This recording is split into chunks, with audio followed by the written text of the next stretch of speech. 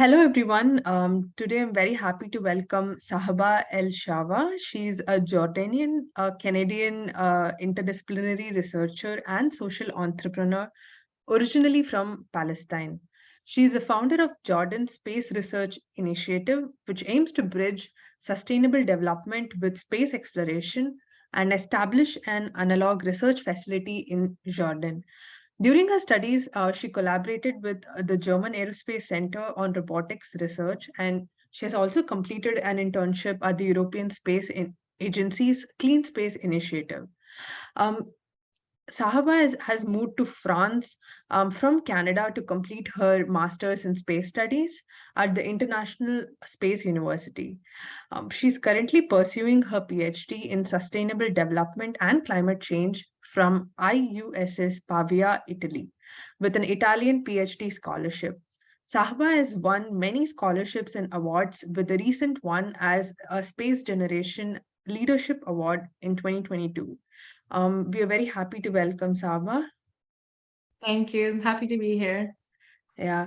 So, Saba, can you describe your childhood and how it had an influence on your choice of bachelor studies in mechanical engineering? Yeah, for sure. So I was born in Jordan and I actually grew up in Saudi Arabia. So I did my school there and graduated high school there.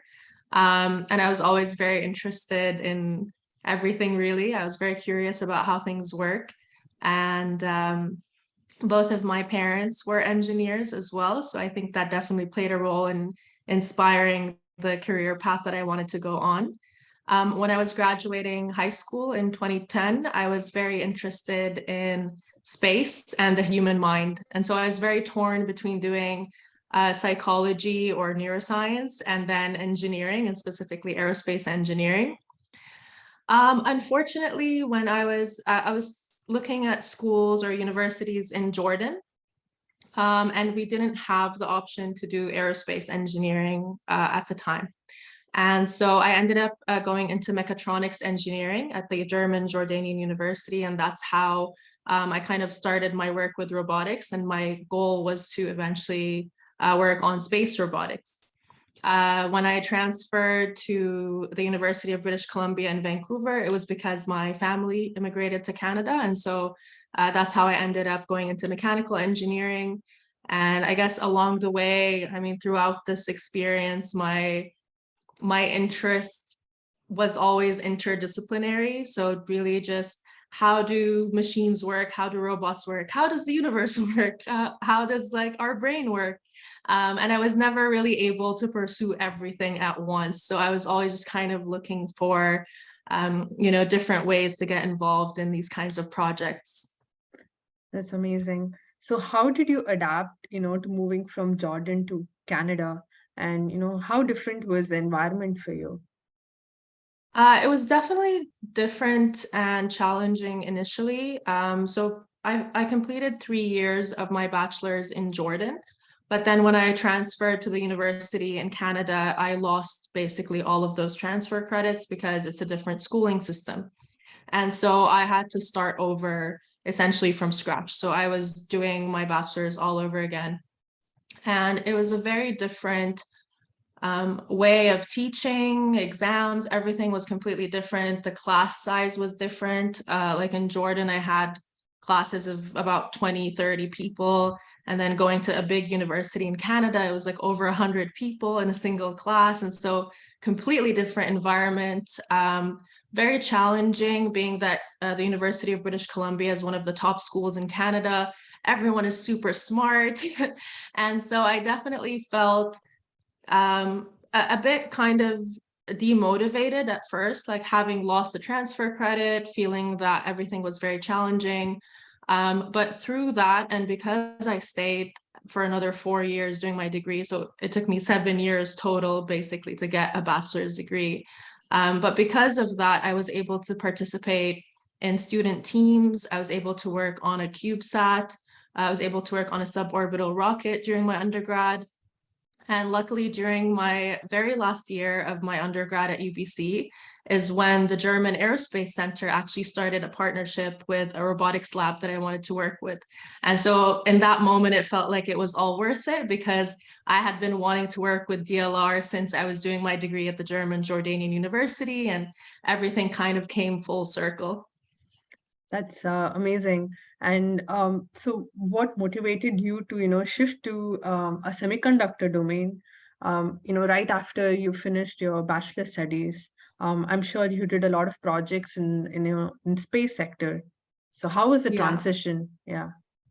Yeah, that's a really good question. Honestly, it's because I felt that I didn't really have many choices because when I was graduating my bachelor's, I wanted to work at a space company in Canada. And I had kind of been working up to that throughout my years in my undergrad, going to networking events, forming connections, all of these things. And the person that I was applying to work on his team really wanted to hire me, and he was starting like to go through the process. And then he basically told me that because I hadn't lived in Canada long enough, I don't qualify for the security clearance because the space industry, unfortunately, is space and defense. And so there are a lot of restrictions on who can work in the space industry, especially, if I'm from Jordan and I'm not originally Canadian. And so even though I had been there for about 5 years, I needed to be there for 10 years to be able to work there. And so this was, again, another very demotivating moment for me because I felt that, no matter how hard I work and no matter how many projects I volunteer for, I'm still unable to pursue my interests.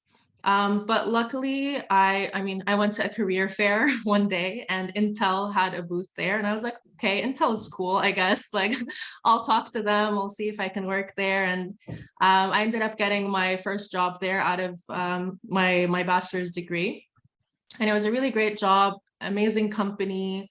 I had a really great team and I was there for 2 years essentially because I felt that it was something also very new because my background was technically robotics, mechanical engineering, but I was working as a verification engineer, for computer components essentially. So programming and software, which I'm also very interested in.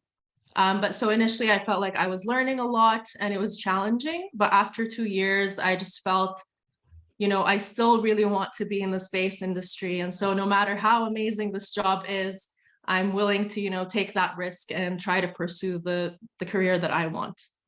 It's amazing. And that's how you motivated you to, I think, pursue your master's in space studies in France. So why France? And, did you consider pursuing masters, apply for masters in many countries? And yeah, how did you end up in France? Yeah. I actually didn't, and it's very similar to why I'm in Italy now for my PhD, honestly, because like I said, my interests were always very interdisciplinary. Mhm. And I felt that most programs are always, super specific, right? Like you pick not even just one field, but one specific part of that field. Like if I want to work in aerospace, I'm working on spacesuit design or like a life support system or something really specific. But for this master's at the International Space University, it's interdisciplinary. So you learn about not just like the space engineering and science, but also human performance in space and astronautics. You learn about space law and policy, space entrepreneurship. And so it really was a way for me to not just get into the space industry, but really learn more about what that entails, like all the different aspects of the space industry. And so that's why I ended up in France, really. It's because of that specific program was in France. It's crazy, yeah. So you have worked on several technical projects. Can you just describe one of your favorite projects? Yeah. One of my favorite projects, I think it would have to be working on the suborbital rocket during my undergrad. Because at the time, it was very similar to kind of the story with working with the German Aerospace Centre. That was really my last year at UBC. And it was only my last year because I had missed out on so many transfer credits and I had to extend my degree. And that last year was also the first year that this rocket team was being formed. And so through my graduation project, which was with the German Aerospace Centre, I had recruited a team member who was at the same time starting this rocket team. And so I ended up being one of the co-leads for the avionics sub-team in this project. And it was just really amazing to see how motivated people can be, even doing just, a volunteer project. And that year for the first time, our university team drove to New Mexico from Vancouver, and we ended up launching our rocket, and we actually won first place in this competition. And so it's just a really great highlight moment that after, struggling for so long to get started in the space industry, that just by volunteering for this group and by, working with the German Aerospace Centre and on the rocket team, I was able to finally start working in space. That's really great project. But you had a degree in mechanical engineering, and you said you were, a lead, a sub-lead for the avionics division. So, how did the transition come along, from, mechanical to electronics? Yeah, so as I said, my interests are always very interdisciplinary. I think that's part of the reason why when I was in Jordan, I chose to do mechatronics, because it's mechanical, electronics, software, all of them in one degree. When I transferred to UBC, I didn't really understand the Canadian system as much, or that specific university, because I was kind of automatically put in mechanical engineering, because mechatronics there was an option within mechanical engineering. But if I wanted to pursue mechatronics, I would have to add another year onto my degree. And so at that point, I was just really oh my God, I'm going to be doing this bachelor's for 10 years. I just want to graduate. And so I consciously made the decision that even though I'm doing mechanical engineering for my, academics and school and courses, in all of my volunteer work and my projects, I want to diversify the things that I'm working on. And I was very much into, programming and software and more of the robotics side of things. Mm-hmm. And so when it came time to work with this rocket team and they asked me, what are you interested in working on or leading? For me, that was the avionics sub-team, because I wanted to work on something different than what I was learning in my classes. That's crazy. I mean, how do you manage to, work in different divisions, different aspects of, engineering? Yeah, you can probably spill some of your secrets. The thing is, I honestly, even with my job at Intel, it literally had nothing to do with my undergrad. But I think my biggest strength in these things is that I am very adaptable and I'm willing to learn. And I'm always learning new tools, new things on, in a team or when I start a new job. And I think really the key is don't limit yourself. Don't say, I can't do this because my background is this. If you're interested in something, just go for it, try it. And it may not always work out that you have those opportunities, but then you can also work on side projects, personal projects that build those skills. And so for me, it was always from the beginning, because of my interdisciplinary interests, that I never want to limit myself to just one field, even though that is what happens very often in academia. I really believe that if you have several interests, you should pursue them all. You don't have to, put yourself in a box. That's a really good advice. So you have also done industrial internships during your course of your studies. Yeah, we would like to know about one of your internships and how it impacted your career choice. Yeah, for sure. I would say the most impactful internship I did was when I worked at the European Space Agency. Mm-hmm. This was part of my master's program, is that we had to do a 6-month internship. For me, that was the COVID year. So it's actually a very, it was definitely not what I had planned. My original internship, I was actually supposed to go to Japan and work at JAXA, which is the Japanese Aerospace Agency. on a satellite studying quantum gravity and like completely different, like astrophysics project.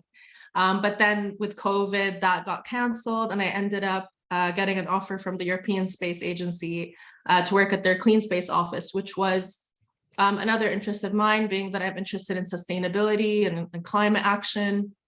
I was very curious to learn more through that. So the Clean Space Office at the European Space Agency deals with environmental impacts of space activities, both on Earth and in space. So on Earth, we look at life cycle assessments of how different satellite components or space missions in general impact the Earth environment. And then also in terms of space, like mitigating space debris or looking at remediation, like on-orbit servicing, recycling debris, and topics like that. And through this internship is really when I realized that, because when you do a life cycle assessment, and I was working on LCA for rockets, which is, you know, a very specific type of engineering product. But when you look at the types of impacts that you have from any project, it's not just carbon emissions. And I feel like when we talk about climate action and the climate crisis, it's always, oh, there's so much CO2, we need to deal with the CO2. But really there's ocean acidification, there's human toxicity, like how it actually impacts the environment in terms of human health. There's so many different layers to it. And then you start to realize that regardless of how much we improve our technology, we still have a fundamental problem in how we approach the environment, whether it's on Earth or in space. We are actively polluting and not really, I mean, it's why we have the space debris problem, is the same reason we have the climate crisis. It's because we treat the Earth and the universe as kind of our resource without really thinking of long-term impacts. And for me, that was a huge turning point in how I thought about climate and sustainability as a more kind of an interconnected impacts instead of just, okay, we're looking at one single thing. Wow. So it was through this ESA internship that you kind of realized your passion to work for concepts of sustainability. Am I right? Yeah, absolutely. Yeah. Okay.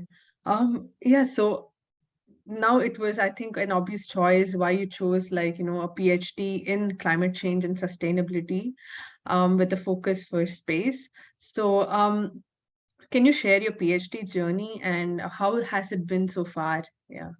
Yeah, for sure. So I always used to say I would never do a PhD because, like, I was saying PhDs are so specific and specialized, and it's so rare to find a PhD that's interdisciplinary. Honestly, before finding like the PhD I'm doing now, I had never heard of an interdisciplinary PhD. And I actually, when I found this PhD, I was working at a small stat company in the Netherlands. I was a system AIT engineer, so assembly, integration, and testing of satellites and satellite components. And that was technically my first real space job.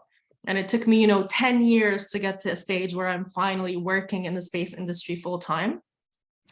But I still was very much interested in working on how can we make things more sustainable in our designs and our process. And I didn't feel that was the priority really when you're working in the industry. Also being that the space industry is very tied to defense and military activities, and I'm very much anti-militarization. I found that very underwhelming, and I was thinking of, okay, what can my next step be? I randomly get an Instagram ad about a PhD, and because I had been looking at, masters or PhD in sustainability and things like that. And so, the algorithm knew my interests. And I got an ad for the PhD that I'm in now, like a week before the deadline. And I remember they had 110 or 115 different scholarships that they were offering in so many different areas and fields because it's interdisciplinary. And I found one project that it was like a philosophy-based project, but I was also able to propose some scientific experimentation where the focus is really what is the motivation behind sustainable choice. So again, that goes back to what I was saying earlier, that for me, the climate crisis is an ideological crisis. It's really because of how we see ourselves and how we relate to nature and how we treat the environment. And there is a specific phenomenon in space known as the overview effect. And this is when astronauts see the Earth from space, whether from orbit or on the moon.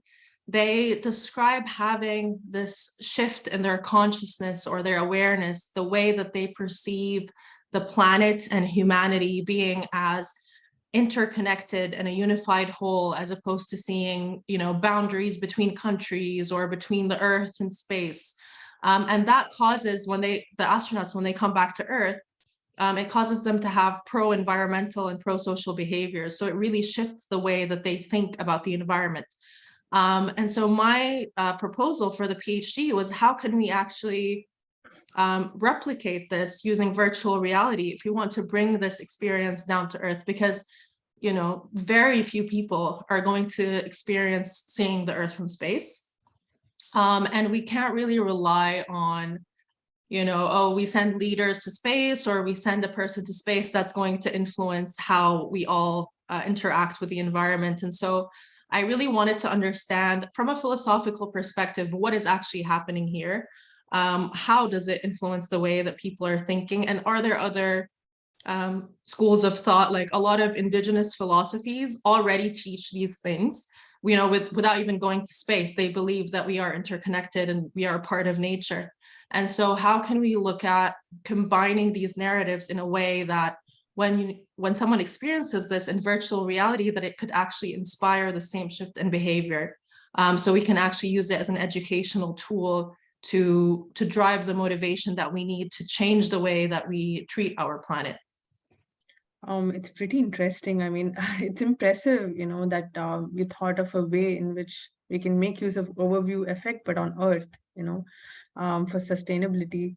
So thank you so much for sharing this part of your experience. For me, what I can see is, from your own journey, that you have been a person who has traveled across boundaries, right? So from Palestine to Jordan, to Canada, to France, to Italy. So yeah, I mean, I'm sure that you would be spreading this message that, about Earth not having boundaries and how, we can live together and create a sustainable planet. So at this point of your career, how do you think your PhD can, create an impact, and what message would you like to share to people who want to work, in this aspect of sustainability for Earth? Yeah. I think the biggest thing really that I'm, through my PhD, I'm able to explore and that I want other people to see is that you can work on interdisciplinary projects, and actually you should, because there are so many intersections between fields and between ways of thought that if we're always overlooking them just to focus on one part of the system. So I like to say, because I worked as a systems engineer as well, and I have this kind of systems thinking of, you look at how all of the different subsystems interact with one another. You never just look at, okay, all looks good from the outside, so it's, the project is going to go well. You really have to think about the impact of even the smallest thing on the larger scale. And I believe that through academia, through your projects, through industry, anything that you work on, you should try to make it interdisciplinary as possible. You should try to learn from other fields, from other perspectives, other cultures as well, because that can only make your project better and it can only make it stronger. If you're only looking at one part and ignoring the rest, your system is probably going to fail because it's just not a robust way of seeing things. So you really need to take a more holistic view and be able to approach things from different angles and see how they affect one another. Okay, that was really insightful. Thanks for sharing that. And can you describe your experience as an environment program coordinator at the Space Science and Engineering Foundation in London? Yeah, sure. So that's I started working with the SSEF as a volunteer a few years ago. Initially, I started the Space Settlement Design Competition in Canada. So this competition is an international one. There's different regions, and then every year it's for high school students. And then every year these high school students from around the world go to NASA Kennedy, where they actually design a space settlement working together in an international team. And I met the founder of this competition at a conference while I was working at Intel. Actually, I went to the Society of Women Engineers conference in the US. And that's where I met 𝐟𝐤𝐫𝐬𝐭, who's the founder of this competition. And she told me that, that it doesn't exist in Canada. And that's how I first got involved, by establishing it in Canada. And in our first year, we went to NASA. We were part of the winning team. And while I was there, I met the coordinators for Europe and the Middle East. And being that I'm Middle Eastern and I was moving to Europe that year to do my master's in France, I started getting involved in starting this competition first in France in cooperation with the International Space University, and then also in Jordan and Palestine.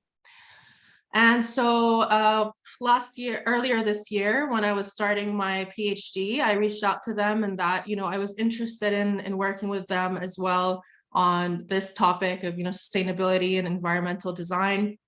And they had been wanting to start this program, the Environmental Design Challenge. So they do the space design challenges, and now they want to do something related to the environment. And so they hired me part-time to establish this program, which my whole contribution to this was essentially bridging space with environmental design, because it's kind of a recurring theme, as you can see, but I truly believe that these two fields are they're closely intersected with each other, but also with all other fields. And so that's kind of the approach of what we did for the Environmental Design Challenge, is looking at how can we structure these competitions for students as well, where they are looking at different aspects of space and environmental design. And for that, I proposed 3 different areas where we're looking at Earth observation data for climate action, spin-off technologies for sustainable development. So essentially technologies that you develop for space, but they have sustainable applications. This is related to the work I'm doing with the Jordan Space Research Initiative as well. And the third was planetary science. So by studying other planets, how can we understand our own planet better as well? And that's essentially the structure that I've established for this program. And moving forward, there's going to be competitions similar to the space design challenges, but focusing now on environmental design as well. Wow. So I think it started all with attending conference and, networking with people, and then, you got the right opportunities. And it's really nice to see how networking, you have built a good network of people, and how you made use of network. So how did your experience as the founder of Jordan Space Research Initiative start? Like you mentioned briefly about it, but can you talk about it? Yes. Yeah, for sure. So in Jordan, we don't have a space agency. And as I mentioned earlier, we don't have like an aerospace engineering program or anything like that. And so when I started my master's at the International Space University, I wanted part of my work there to be developing a way for Jordan to get into the space industry. And so my individual project or thesis focused on creating a roadmap for Jordan, bridging sustainable development with space exploration.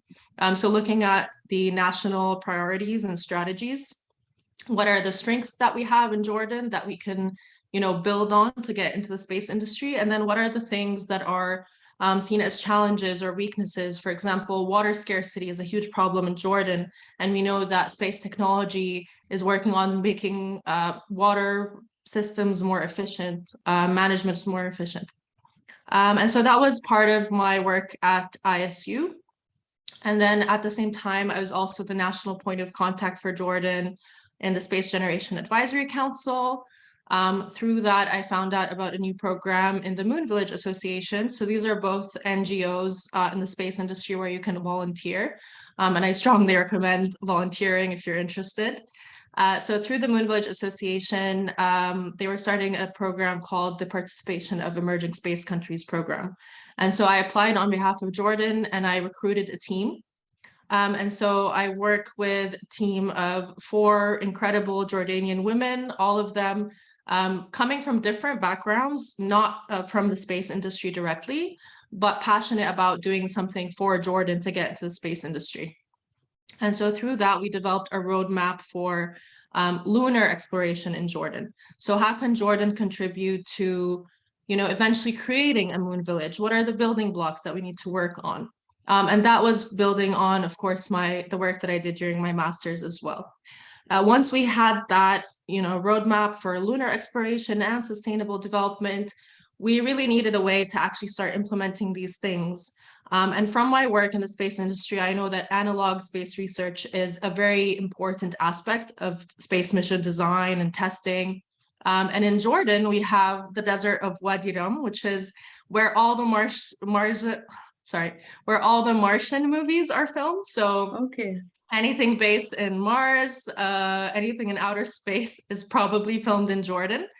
And so my thought was, beyond the aesthetics of what this desert looks like, we also have a very unique opportunity to test our technologies in an analog environment. And that's how the Jordan Space Research Initiative kind of got started as a way to implement these things. The acronym JSRI or GISTI is actually an Arabic word, which means my bridge. And we wanted it to be a bridge to space for Jordanians, but also, again, we are bridging sustainability with space exploration to show that, we're not going to space just for the sake of going to space. We actually want to help make things better and benefit people on Earth as well. And that's kind of how this initiative came to be. Wow. Yeah, I mean, your experiences, I mean, kind of show that you're really passionate about the concept of, sustainability, but also passionate about space sector and how you like to be an interdisciplinary researcher. And yeah, it was wonderful listening to, all your experiences. And yeah, um, I want to move on to the scholarships. I also know that you have won several scholarships and awards. Um, so how do you manage to innovate, and come up with these ideas of, and how do you make choices on what should be your, the next project that you want to work on? So yeah, Yeah, because that's you a won.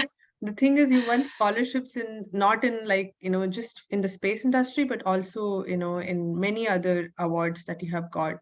Yeah, it would be interesting to know like what helps you innovate and yeah, how do you that's a really good question. I think I'm always just kind of on the lookout for new opportunities and things that I find interesting. And I think also, as you mentioned, as I've built my network in space and kind of these sustainability spaces and social justice spaces, there are a lot of ideas that interest me. And I think it's just maybe I sign up for too many things, honestly, because a lot of the work I do is volunteer work. So like, for example, within the Space Generation Advisory Council, I mentioned, I'm the national point of contact for Jordan, but then I'm also one of the co-leads for the Ethics and Human Rights Group, which is a completely different aspect of space exploration. And then through the organization, they were starting a policy and advocacy platform, and they wanted to recruit co-leads for a space for climate action policy division. So of course, I was like, I need to apply to this as well.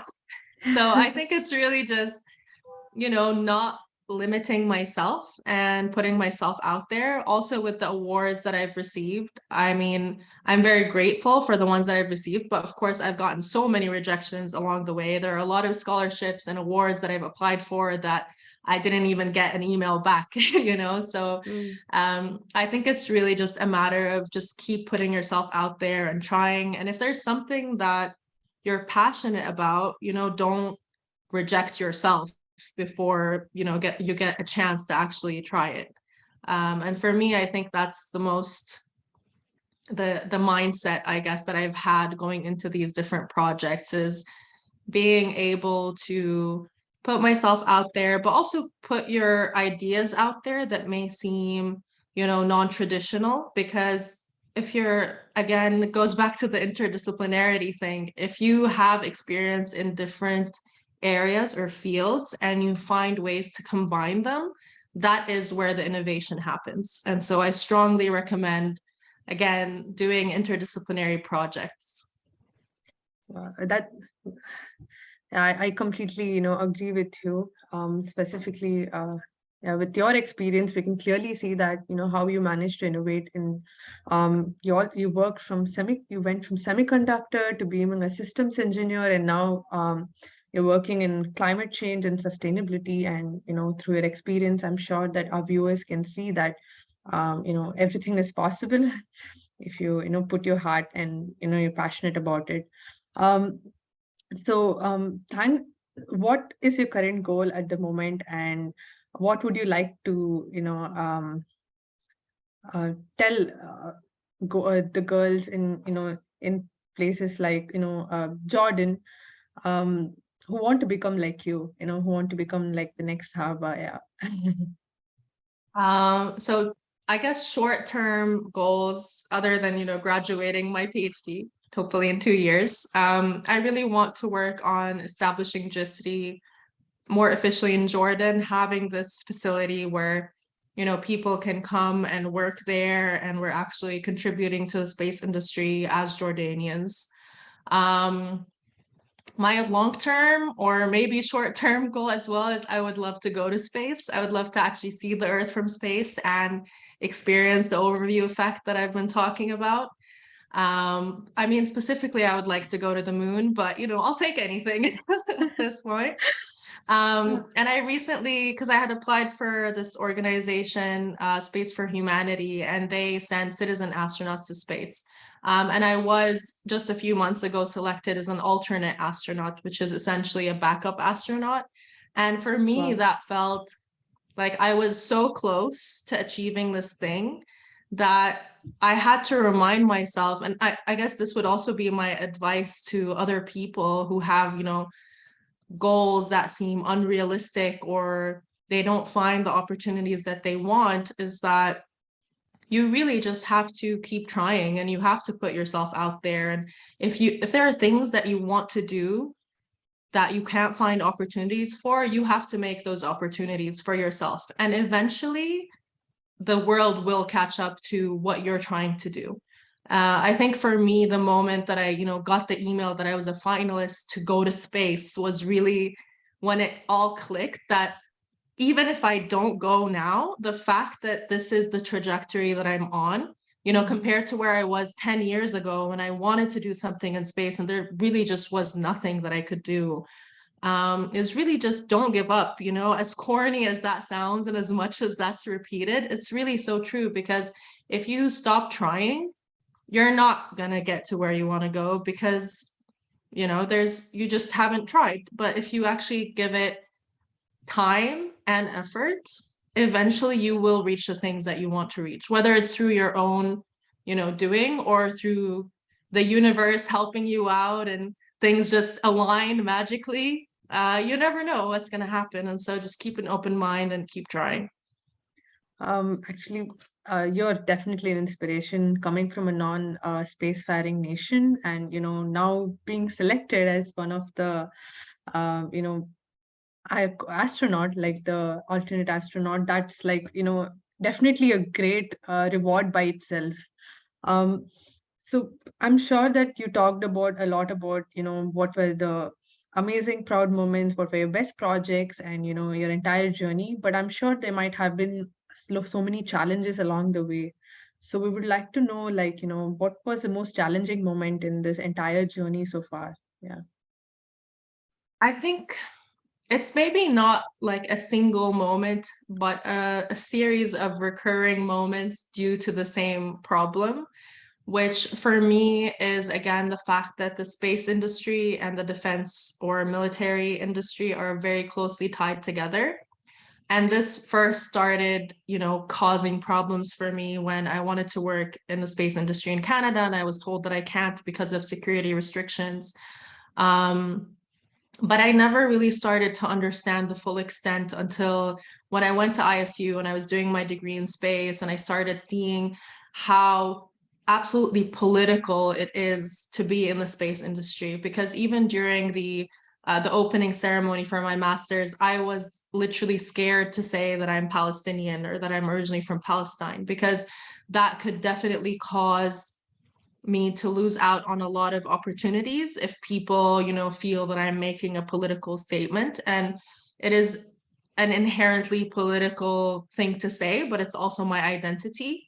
And so throughout those years when I was starting to get into the industry, my biggest challenge was this feeling that I can't be honest about who I am. I can't be upfront about the fact that I'm from Palestine, that I want us to decouple defense and space, and that I'm anti, militarization, because the fact that they're so tightly coupled together means that just by saying these things, I'm automatically ruling myself out for jobs and interviews and things that are going to be influenced by probably military funding. And so that's honestly an ongoing challenge for me. It's part of the reason that after finally getting in the space industry, after 10 years of trying, I still didn't like it, honestly. I just did not like the fact that the technology that you work on, as great and exciting as it may be, can also be used for basically oppressing people in different countries. And specifically with Palestine, all of the big aerospace companies, Lockheed Martin, Boeing, they actively sell weapons to the Israeli occupation. And so for me, that is an ongoing personal struggle, but also a challenge that I'm trying to shift this narrative in the space industry and show that we can move past this. We can decouple defense and space, because it's not even just about the funding. It's also about environmental impact of military activities. It's about social impact. And for a lot of people like me from, whether you're from Palestine or Iran or any of these countries that have been impacted by wars and by the US military industrial complex, you're not even personally interested in working for these companies, beyond the security restrictions. When I'm looking for a job in the industry and I see things like weapons expert and warfare specialist, that is really off-putting to me, because I want to work on space for peaceful uses, for sustainable uses in an ethical way. So it's always a challenge trying to balance, how much am I contributing to these oppressive systems and how much can I actually change? And that's an ongoing dilemma. It's just a pleasure for us to meet you, Sahba, and just to know about, your thought process. You're such a mature individual, and, with such clarity coming from a non-space faring nation, and then, sharing your struggles that you have, and, and marching forward, and then advocating for sustainability and sustainable use. And yeah, it definitely requires a lot of guts. And definitely a lot of power to you and a lot of strength, to and I hope that we all can be part of your success in a small way by sharing your journey. And I hope this video reaches a lot of people, and hope things change in the space sector. Yes, for sure. I hope so too. And thank you so much for reaching out. And it was great to share this. And I hope that, if anyone watching this resonates with anything that I'm saying, please feel free to reach out to me. And I hope that, by working together, we can change these challenges. Yeah. Thank you so much. Yeah. Thank you.